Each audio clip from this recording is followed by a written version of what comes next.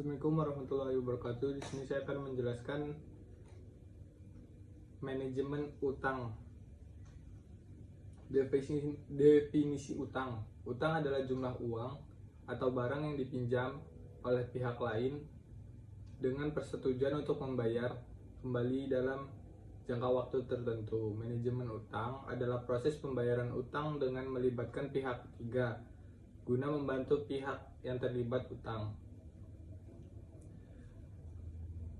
Current liabilitas atau kewajiban lancar. Current liabilitas atau kewajiban lancar adalah kewajiban keuangan yang harus diselesaikan dalam waktu kurang dari 1 tahun. Contohnya dari current liabilitas meliputi hutang dagang, hutang pajak, dan sewa yang harus dibayar. Current liabilitas biasanya diselesaikan dengan menggunakan aset lancar seperti kas atau piutang. Rasio likuiditas perusahaan dapat diukur dengan membandingkan current liabilitas dengan aset lancar. Non-current liabilitas atau kewajiban jangka panjang. Kewajiban jangka panjang adalah kewajiban keuangan yang harus diselesaikan dalam waktu lebih dari 1 tahun. Contohnya dari non-current liabilitas meliputi obligasi, hipotek, dan utang jangka panjang. Non-current liabilitas biasanya diselesaikan dengan menggunakan aset jangka panjang seperti tanah atau bangunan.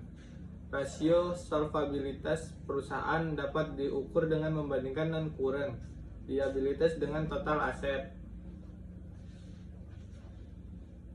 Likuiditas dan financial distress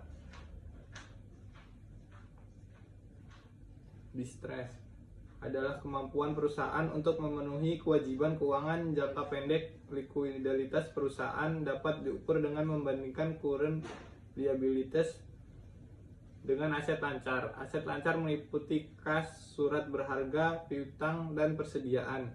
Semakin besar rasio likuiditas, semakin besar kemampuan perusahaan untuk memenuhi kewajiban keuangan jangka pendek.